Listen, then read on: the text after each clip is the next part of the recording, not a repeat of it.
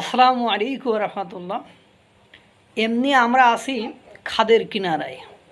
বাংলাদেশের অর্থনীতি এমন ভঙ্গুর অবস্থায় আছে যে এর আগে কোনো ক্রাইসিস কান্ট্রি অর্থাৎ শ্রীলঙ্কায় যখন অভ্যুত্থান হয়েছিল, শ্রীলঙ্কার যে ক্রাইসিস কান্ট্রি ছিল, সেই ক্রাইসিস কান্ট্রিতেও এত খারাপ অবস্থা হয়নি।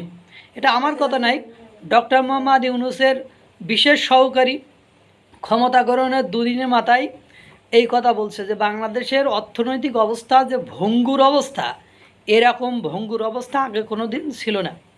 এবং তার মানে আমাদের বাংলাদেশের অর্থনীতি বিদেশি ঋণ এবং অনুদানের উপর নির্ভরশীল। দেখেন, বেশি কিছু নাই যে যুক্তরাষ্ট্র ডোনাল্ড ট্রাম্প ক্ষমতা আসার পরে ইউএসএআইডি মানে ইউনাইটেড স্টেট এইড মানে ওদের সাহায্যটা বন্ধ করে দেওয়ায় রোহিঙ্গারা এখন বিপদাপন্ন। তারা এক মাসের জন্য $12 পায়। তার মানে প্রত্যেক দিন তাদের 20 টাকা খাওয়ার খরচ হিসাবে তারা বা লাইফ লিড করার জন্য তাদের 20 টাকা চলে এসেছে।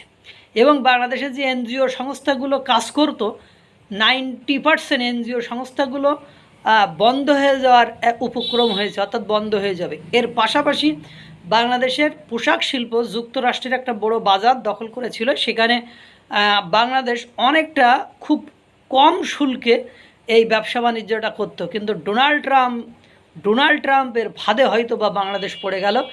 এই পোশাক শিল্পের বাণিজ্যের উপরে ডোনাল্ড ট্রাম্প 37% শুল্ক বসিয়ে দিয়েছে।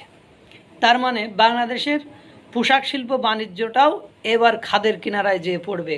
কারণ বাংলাদেশের পোশাক শিল্পের বড় একটা মানে রেমিটেন্স আমেরিকা থেকে আসে, সেইটাও এবার বন্ধ হয়ে যাবে। কারণ এত % ভ্যাট দিয়ে ব্যবসা করলে এই সরকারের যারা শিল্প কারখানার যারা মালিক আছে, তারা এমনিতে আপনার শ্রমিকদেরকে বেতন দিতে পারে না। তারপরে যদি এই অবস্থা, তাহলে কোন জায়গায় যেয়ে দাঁড়াবে? এরপরে তুলসী গ্যাওয়ার্ড আবার বলেছে উগ্রপন্থীদের কথা, সন্ত্রাসবাদীদের কথা, জঙ্গিবাদীদের কথা বা সংখ্যালঘুদের উপর আক্রমণের কথা বলছে। পাশাপাশি দ্য নিউ ইয়র্ক টাইমস একই কথা বলেছে যে এই সরকারের মদদে এই ঘটনাগুলো ঘটছে। এবং দ্য নিউ ইয়র্ক টাইমস হলো আমেরিকার সবচেয়ে অথেন্টিক তথ্য নির্ভর সত্য নির্ভর একটা পত্রিকা। আর সেই পত্রিকা যখন এই ধরনের কথা বলে, তখন সেটা কোনোভাবে অবহেলায় ফেলে দেওয়ার কোনো যৌক্তিকতা নেই।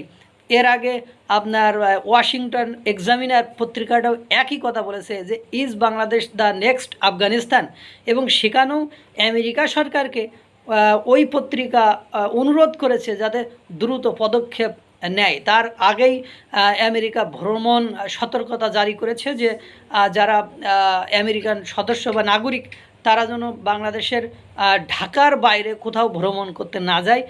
এমনকি চট্টগ্রামটাকে ওই ডেঞ্জার জোনের ভেতরে রেখেছে। এরপরে দেখেন, এই যে বিভিন্ন ইস্যুজ নিয়ে আমেরিকা কিন্তু একের পর এক বাংলাদেশের উপর বিভিন্ন সিস্টেম বা কর আরোপ বা জনগণ ফেরত পাঠানো বিভিন্ন ইস্যুতে চাপ দেওয়া কিন্তু শুরু করেছে, যদিও আমরা সেটা স্বীকার করছি না। আমরা সত্যি বিপদের সম্মুখীন হয়ে যাব। আল্লাহ তাআলা এই বিপদ থেকে আমাদেরকে রক্ষা করুক, ভালো রাখুক, সুস্থ রাখুক। আসসালামু আলাইকুম রহমতুল্লাহ।